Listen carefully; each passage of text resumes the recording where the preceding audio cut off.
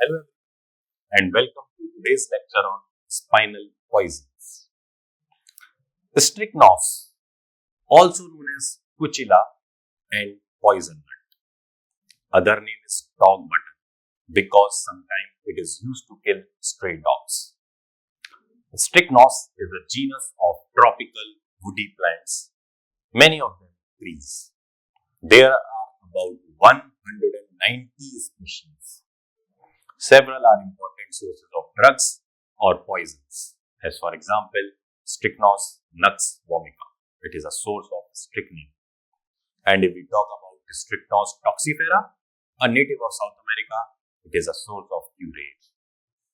This Strychnos nux vomica was first used in medicine by the Arabians, who described it in 1540. In the 16th century, in Germany, it was used as a rat poison. In the 18th century, it was used in Europe as a tonic with poor results. Strychnine's use was extended considerably in the 19th century, following the introduction of the homeopathic remedy. This nux vomica tree is a small evergreen tree native to Asia.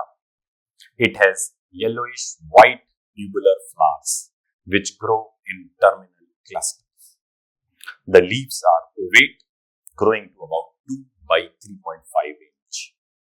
The fruit is round, 1.5 inch across and hard shell. It varies in color from yellow to orange and resembles a small grapefruit. On breaking open, the fruit reveals white or pale yellow jelly-like pulp, which you can see in the photographs. Each fruit contains about 3 to 5 coin-sized grey velvety seeds that look like coat buttons. Size is about 2.5 cm in diameter and 0.6 cm in thickness. They are flat, circular discs, or sometimes slightly convex on one side and concave on the other. Color is ash gray or light brown. They have a shiny surface and are covered with shiny silky fibers. They are very hard, tough, and difficult to pulverize. Now, coming to the active principles. The whole tree, including the seeds, is poisonous. The active principles are alkaloids, strychnine and brucine. And this strychnine is about 10 to 20 times more poisonous than brucine. The alkaloidal content of the seeds ranges from 1.8 to 5.3%. They also contain a glucoside, lugane. Leaves contain vomicin. It is a major constituent, while brucine is 1.6%, while strychnine is 0.025%. The bark contains 9.9% total alkaloids. In that, brucine is 8%, strychnine is 1.58%, while pseudostrychnine, pseudobrucine, and beta-tolubrine is in small amounts. The root contains 0.99% alkaloids. Brucine is 0.28%, while strychnine is 0.71%. So if we talk about the whole tree, including the seeds, leaf, root, bark, everything is poisonous. Coming to the fatal dose can be either 1 crushed seed or 50 to 100 milligram strychnine, which can also be 1 to 2 milligram per kg body weight. Fatal period is 1 to 2 hours. Coming to toxicokinetics. So this strychnine is well absorbed from gastrointestinal mucosa and nasal mucosa, but not through the skin. It is rapidly metabolized in the liver up to 80% by microsomal enzymes. The highest concentration of strychnine are found in liver, kidneys, and blood. Strychnine taken up by liver and muscles may be released into the bloodstream as its concentration falls. This may produce convulsions on second or third day of poisoning after sedation is discontinued. About 15% appears unchanged in urine within 24 hours. Traces appears in bile, milk and saliva.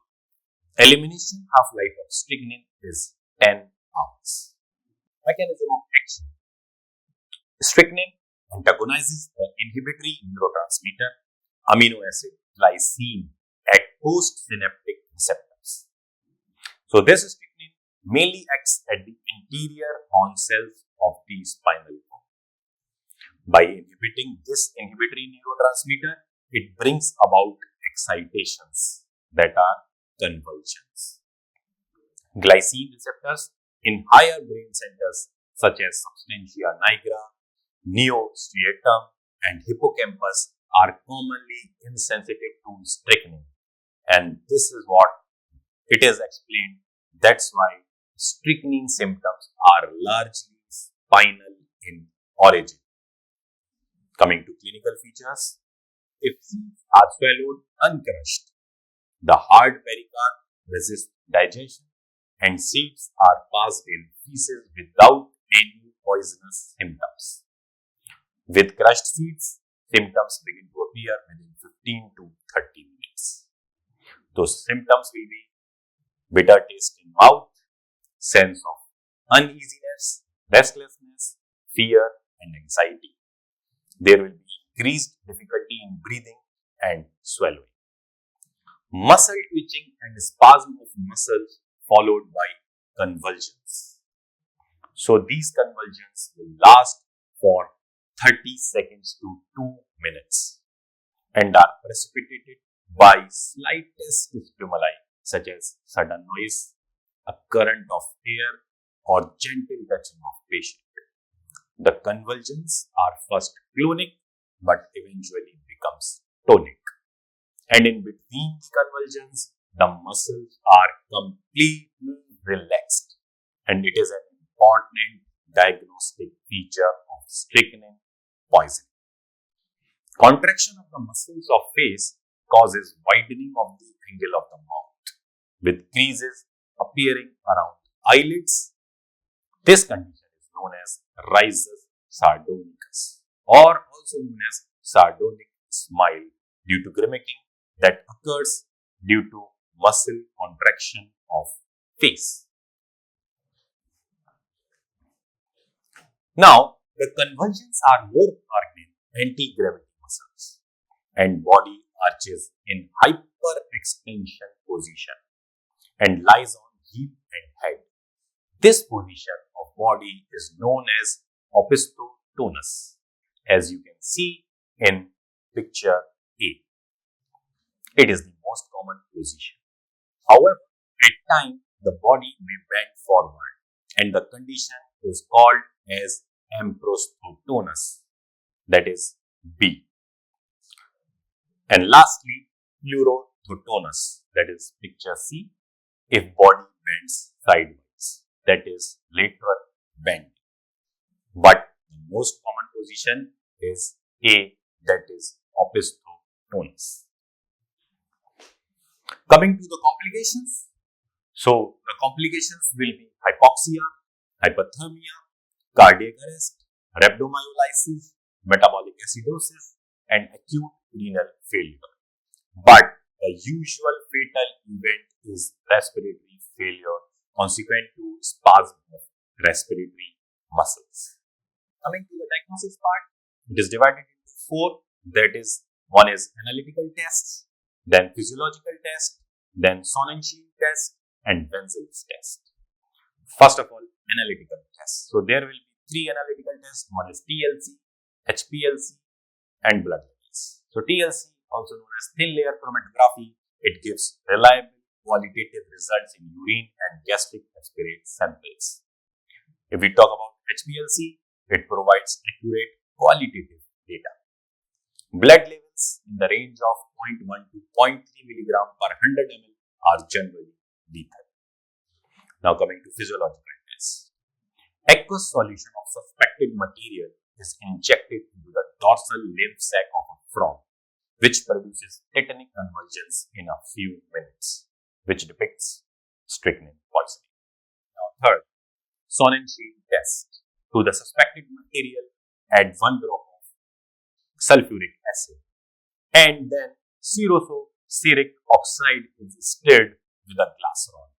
Then a deep blue color is formed, which changes to violet and finally to cherry. Lastly, Wenzel's test. The suspected material is added with KMnO4 1 part and H2SO4 2000 parts.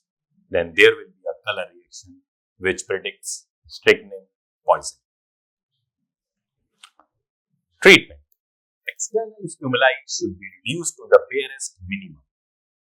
Treatment should preferably be carried out in a quiet, dark, noise-free environment because any sensory stimulus can start the convulsions. Induction of MSA is contraindicated because vomiting may precipitate severe convulsive episodes. Cautious stomach wash with full protection of airway may be done in the absence of convulsions. Consider activated charcoal. Dosage is 50 gram for adults and 1 gram per kg for children. If the patient presents within 1 hour of ingestion of any amount.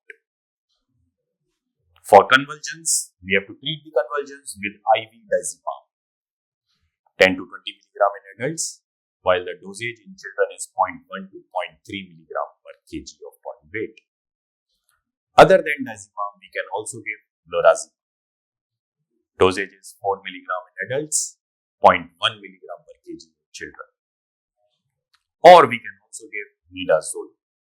Dosage is 5 to 10 milligram in adults and 0.05 to 0.15 milligram per kg body weight in children. Further doses of benzodiazepines may be needed. If convulsions are unresponsive to initial treatment, then the second line therapy is phenobarbital sodium. The dose is 10 mg per kg at maximum rate of 100 mg per minute, while the maximum dose is 1 gram. Phenytoin is best avoided. There may continue to be epileptiform activity, and measures to monitor and control this are necessary. Use of cerebral monitoring is therefore recommended. Thiopentone is the preferred antiepileptic for status epilepticus not responding to the above measures. After control of convulsions, correct the fluid, electrolyte and acid-base abnormalities. Now, differential diagnosis. It is divided into 3 categories, that is disease, toxic ingestion and others. First of all, disease. It resembles tetanus, rabies and meningitis.